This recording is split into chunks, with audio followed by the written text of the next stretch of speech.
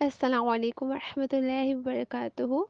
اللہم فقہنا فی الدین، اللہم فقہنا فی الدین، اللہم فقہنا فی الدین، رب زدنی علما، رب زدنی علما، رب زدنی علما۔ اللہم انی اسألک علما نافعا ورزقا طیبا وعملا متقبلا۔ اللهم إني أسألك علما نافعا ورزقا طيبا وعملا متقبلا۔ اللهم إني أسألك علما نافعا ورزقا طيبا وعملا متقبلا، آمين اللهم ثم آمين۔ رب اشرح لي صدري ويسر لي أمري واحلل عقدة من لساني يفقه قولي، آمین اللہم ثم آمین۔ اللہ کے فضل سے ہماری جو قرآن کلاس چل رہی ہے، تدبر القرآن یعنی قرآن کو انڈرسٹینڈ کرنا، بہت ہی خوبصورت اللہ کی رحمت سے یہ سفر جا رہا ہے۔ اللہ سے دعا ہے اللہ ہمیں اس سفر سے جو ہم سیکھیں وہ عمل میں بھی لا سکیں، تاکہ ہمارے قول اور فعل میں تضاد نہ ہو۔ قرآن کے جو طالب علم ہوتے ہیں وہ باقی تمام لوگوں سے یونیک ہوتے ہیں، کیونکہ وہ ان میں جو اسپیشلٹی ہوتی ہے، یونیکنس ہوتی ہے، وہ ایکچول میں قرآن کی وجہ سے ہوتی ہے۔ کیونکہ قرآن ایک ایسی بک ہے، ایک ایسی سپر بک ہے کہ جو بھی اسے لیتا نا، جیسے بھی حالات میں لے، جیسے بھی نیت میں لے، وہ اس کو سامنے والے کو، اپنے پڑھنے والے کو، سمجھنے والے کو چینج کر دیتے ہیں۔ اور یہی چینج جو کہ قرآن کی وجہ سے اس کے ریڈر میں آتا ہے، وہی چینج اسے دوسروں سے یونیک بناتا ہے۔ تو آپ لوگوں نے بھی چیک کرنا ہے اپنا جو ہے وہ چیک اینڈ بیلنس رکھیں خود پر کہ کیا مجھ میں چینج آ رہا ہے۔ اگر تو آ رہا ہے تو ویل، یہ تو بہت ہی اچھی بات ہے، الحمد للہ ہی کثیرہ۔ لیکن اگر نہیں آ رہا، وہی ٹائم پیریڈ آپ کا چل رہا ہے، وہی لائف ہے، وہی سب باتیں ہیں، تو پھر آپ کو خود پر ورک کرنا ہوگا۔ کیونکہ قرآن کلاس آپ لیں، آپ اللہ کے کلام کو ایبزارب کرنا چاہیں، اور آپ ایبزارب کر بھی رہے ہوں، اور آپ قرآن کلاسز لے رہے ہوں، باوجود اس کے اگر آپ میں کوئی چینج نہیں آ رہا، تو اٹس مین کہ قرآن آپ کو ابھی اپنے سیکرٹس نہیں دے رہا، نہ ہی قرآن آپ کو اپنا جو ہے وہ ریڈر مان رہا ہے۔ کیونکہ جب آپ قرآن کو لیں گے نا، تو قرآن آپ کو کچھ نہ کچھ ضرور ہی دے گا۔ تو وہ جو دینا ہے نا، وہی ایکچوئل میں آپ کو یونیک بناتا ہے باقیوں سے۔ اور یہ جو دینا ہے، یہ صرف آپ نے اپنے پاس نہیں ہی لے کے رکھ لینا، بلکہ آگے بھی بانٹنا ہے، یعنی خیر کا کام، بھلائی کا کام، ایک دوسرے کو اس میں موٹیویٹ کریں۔ اور قرآن کلاسز ایک بہت بڑی سعادت ہوتی ہے اللہ کی طرف سے۔ قرآن کا علم مل جانا، قرآن کا ٹیچر مل جانا، یا قرآن کو سمجھ لینا، انڈرسٹینڈ کر لینا، یہ خوش قسمت ترین انسانوں کا شیوا ہے۔ اس کے علاوہ اگر آپ کہیں کہ ایسے ہی ہم نے قرآن سیکھ لینا ہے، یا پھر اللہ کی رحمت کے بغیر آپ قرآن کو جو ہے وہ لے سکتے ہیں، تو ایسا بالکل بھی نہیں ہے، کیونکہ قرآن اللہ ہی کی توفیق سے آپ کو ملتا ہے۔ تو اب یہ آپ کہیں کہ آپ قرآن کو کس حد تک لے سکتے ہیں، آپ میں کتنی انرجی ہے، کتنی پاور ہے کہ آپ قرآن تو جو ہے وہ اللہ نے کیا فرمایا کہ ہم اس کلام کو اگر پہاڑ پر نازل کرتے تو وہ ریزہ ریزہ ہو جاتا۔ تو قرآن تو یہ ہے۔ تو اب یہ ہم پر ہے کہ ہم نے اس کو کتنا ایبزارب کرنا ہے۔ تو اس کا جو ہے وہ آپ نے اپنے اوپر چیک اینڈ بیلنس رکھنا ہے، تاکہ آسانی رہے آپ کو بھی، اور باقی سب بھی آپ سے مستفید ہو سکیں۔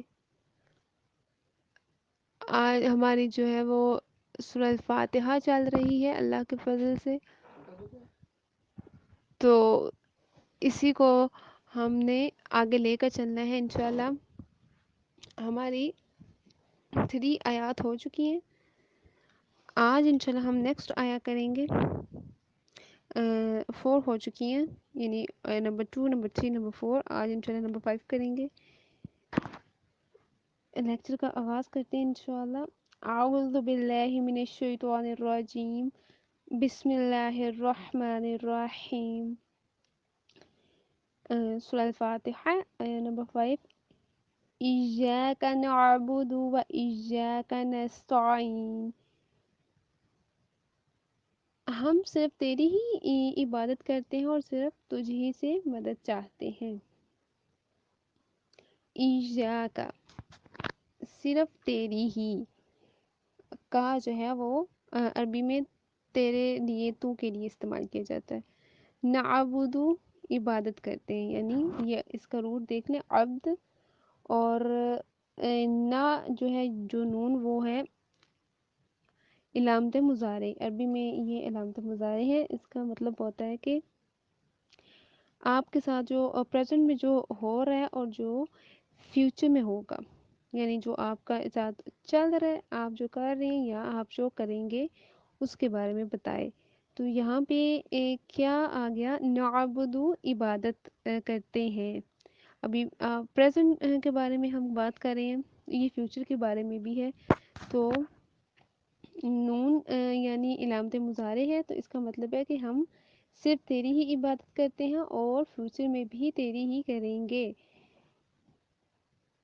تو اس سے ہمیں کیا علم ہوا کہ ہم نے صرف اللہ کی عبادت کرنی ہے، اور وَإِيَّاكَ، اور تجھی سے نستعین، مدد چاہتے ہیں، اور اسی سے ہم نے ہیلپ لینی ہے۔ نستعین، یہاں پہ بھی نون آ گیا، یعنی علامت مضارع آ گئی، جس کا مطلب ہوتا ہے یعنی جو اسٹارٹ میں نون آ گیا ہے، اس کا مین ہوتا ہے کہ آپ نے پریزنٹ میں جو کر رہے ہیں، یعنی جو آپ کا چل رہا ہے ورک، اور جو آپ فیوچر میں ورک آؤٹ کریں گے، یہ دونوں کے فارم میں استعمال ہوتا ہے۔ تو آپ نے یہ دیکھنا ہے کہ نستعین، مدد، تو یہاں پہ آپ نے اگر آپ اس پر غور کریں، جیسے میں نے آپ کو بتایا ہے، سمجھایا ہے کہ نعبدو، عبادت کرتے ہیں، یعنی علامت مضارع آ گئی نون، اس کا مطلب کیا ہوا کہ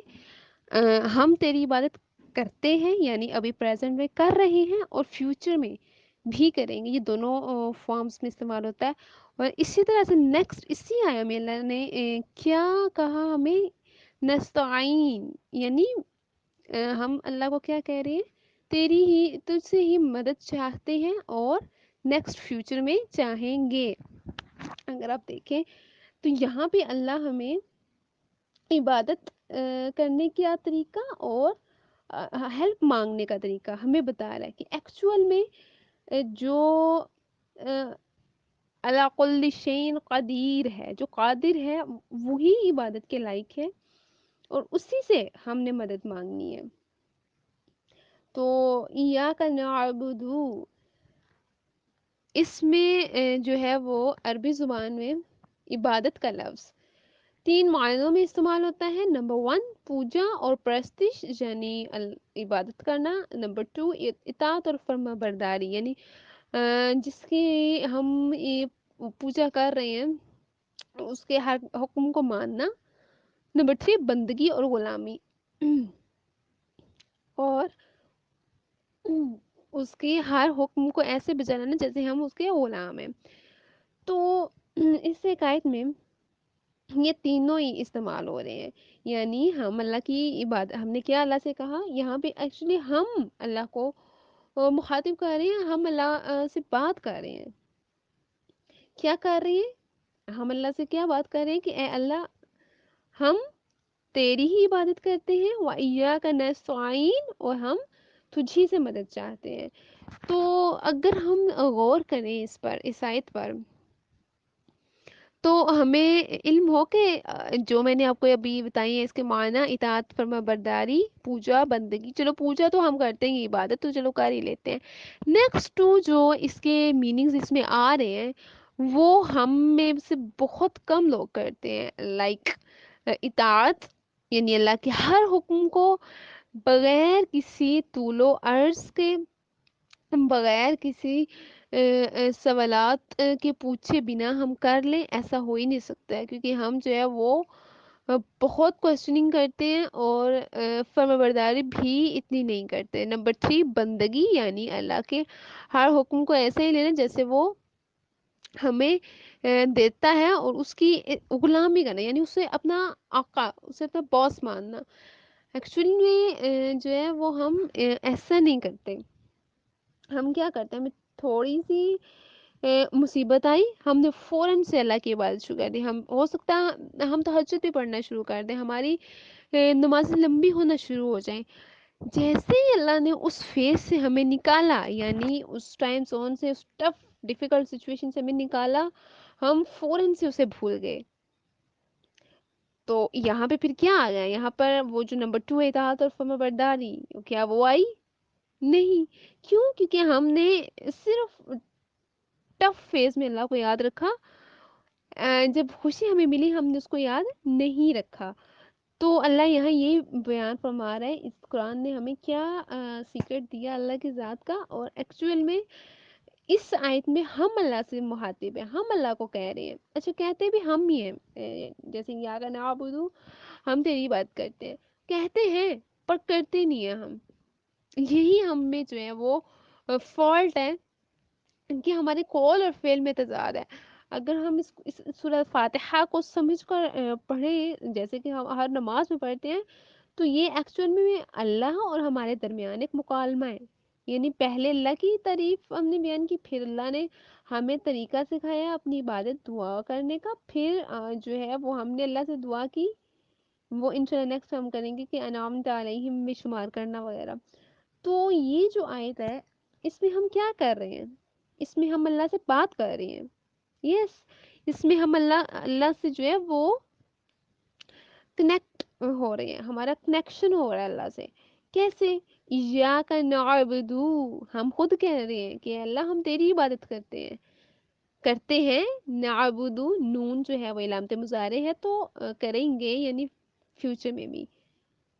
تو اس کا کیا ہوا، لیکن ہمارا کیا رویہ ہوتا ہے، ہمارا بیہیویئر کیا ہوتا ہے، جیسے ہی مصیبت آئی ہماری نمازیں لمبی ہو گئی، جیسے ہی اللہ نے اس فیز سے نکالا ہم پھر دنیا میں مگن ہو گئے. اور یہاں پہ جو اس کا عربی میں عبادت کا لفظ ہے، یعنی اطاعت اور فرما برداری اور غلامی، یہ یہاں پر پورا نہیں اترا. کیوں؟ کیونکہ ہم نے اللہ کی اس طرح سے عبادت کی ہی نہیں جیسے ہم کہہ رہے ہیں. ہماری باتوں میں اور ہمارے عمل میں فرق ہے. تو یہی فرق تو ہم نے انشاءاللہ اس قرآن کلاس سے مٹانا ہے، ختم کرنا ہے انشاءاللہ. کیونکہ ہم یہاں پہ اللہ کو جو ہے وہ احساس ہمیں یہ احساس ہو رہا ہے، ہمیں یہ فیل ہو رہا ہے کہ بھی ہم اللہ سے بات تو کر رہے ہیں. یعنی ہم اللہ سے جو ہے وہ گفتگو کر رہے ہیں نا اس آیت میں. لیکن اس آیت میں کرنے کے باوجود ہم کرتے کیا ہیں، ہمارا رویہ کیا ہوتا ہے؟ ہم جو ہے وہ جلدی سے پڑھ کے آگے بڑھ گئے، یہ نہیں جانا کہ ہم نے ایکچوئل میں اللہ سے پرومس کر لیا. ہم نے اللہ سے کہا اے اللہ ہم پریزنٹ یعنی حال میں رہتے ہوئے تیری عبادت کرتے ہیں اور مستقبل میں بھی تیری عبادت کریں گے. بٹ ہمارا بیہیویئر کیا ہوتا ہے، ہم حال میں تو کر رہے ہیں بیکاز ہمارے اوپر ٹف سچویشن آ گئی. فیوچر میں جو ہے وہ ذرا سی اللہ تعالیٰ نے ہمیں خوشی دی تو ہم اس کو بھول گئے. تو جو ہم نے خود ہی اللہ سے پرومس کیا، خود ہی اللہ سے یہ عہد کیا کہ اللہ ہم تیری عبادت کریں گے اور کرتے ہیں، خود ہی توڑ دیا، خود ہی اس کی غلامی سے نکل آئے. تو جب اللہ کی غلامی سے نکل آئیں گے تو کس کی غلامی میں چلے جائیں گے؟ obviously شیطان کی غلامی میں، کیونکہ وہ تو لمحہ لمحہ ہمیں بہکانے کے لیے تیار کھڑا ہے. یس، تو ہم نے اس کو ہرانا ہے، اس کو لوزر بنانا ہے، تاکہ ہم ون کر سکیں، ہم اللہ کی محبت پا سکیں انشاءاللہ۔ تو یہاں پہ کیا ہمیں علم ہوا کہ ہم نے اللہ سے پرومس کر لیا کہ اے اللہ ہم تیری عبادت کرتے ہیں اور کریں گے۔ تو پھر ہمیں کیا علم ہوا اس آیت سے، تدبر کرنے سے، کہ ہم نے جو عہد اللہ سے کر لیا، جو بات ہم نے اللہ سے کہہ دی، اب ہمیں اس بات پر عمل بھی کرنا ہے، ہمیں اس بات پر پکا رہنا ہے، چاہے کوئی بھی فیز آ جائے، ٹف فیز آئے، ہیپینس آئے، جیسی مرضی صورتحال ہو، سچویشن کریٹ ہو، ہم نے کیا کرنا ہے؟ اللہ کی عبادت کرنی ہے۔ کیوں؟ کیونکہ ہم نے قرآن کے آغاز میں خود ہی کہہ ڈالا اللہ سے، کیا کہہ ڈالا؟ ایاک نعبدو، ہم تیری ہی عبادت کرتے ہیں۔ ہم تو آگے نیکسٹ ہم نے کیا کہا؟ وَإِيَّاكَ نَسْتَعِينُ، اور صرف تیری ہی مدد چاہتے ہیں۔ تو کیا ہوا؟ اللہ سے اس کی مدد تو مانگی، دیکھیں اس میں بھی ہم جو ہے وہ کول فیل میں تضاد ہے ہمارے میں، ہم اللہ کی مدد اللہ سے تو مانگتے ہیں، مگر ایکچوئل میں کرتے کیا ہیں؟ سب سے پہلے ہم اپنے جیسے انسانوں کے پاس جاتے ہیں، ذرا سی ہمیں تھوڑی سی مشکل پیش آئی، ہم جو ہے وہ فوراً سے اٹھ کے اپنے جیسے انسانوں کے پاس چلے گئے جو کہ خود سے سانس بھی نہیں لے سکتے۔ یاد رہے، ریممبر، کہ جو اللہ نے انسانوں کا ذریعے کوئی کام نکلوا دیتا ہے نا، وہ صرف ذریعہ ہوتا ہے، وہ صرف سبب ہوتا ہے۔ جو اللہ نے ہو دینی ہوتے ہیں نا ہدایت، یا کوئی کام کروانا ہوتا ہے، وہ ایکچوئل میں اللہ ہی کی توفیق سے ہوتا ہے۔ یہ تو صرف ایک سبب بنتے ہیں نا، اسباب بناتے ہیں اللہ تعالیٰ، کہ یہ اللہ بنا دیتا ہے کہ یہ فلاں بندے کے پاس جانا، یہ صرف اسباب ہے، یہ صرف سبب ہے جو مسبب الاسباب یعنی اللہ بناتا ہے۔ ایکچولی میں جو مدد ہوتی ہے وہ اللہ ہی کی طرف سے آتی ہے۔ تو ہمیں اس بات کا ذہن نشین رکھنا ہے، تاکہ ہم یہ یاد رکھ سکیں کہ ہم نے اللہ ہی سے مدد مانگنی ہے اور اسی کی عبادت کرنی ہے، تاکہ فیوچر میں جب بھی کوئی مشکل پیش آئے تو یہ آیت یاد رہنی چاہیے۔ اور ہمیں اس آیت سے کیا علم ہوا کہ ہم نے کسی بھی دوسرے شخص سے نہیں مانگنا۔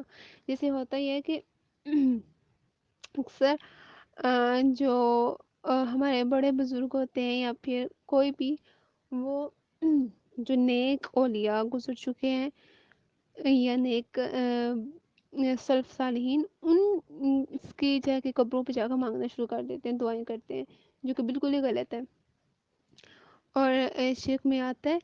تو اس کا خیال رکھنا ہے، کیوں؟ کیونکہ ہم نے اسٹارٹ میں ہی کیا کہہ دیا؟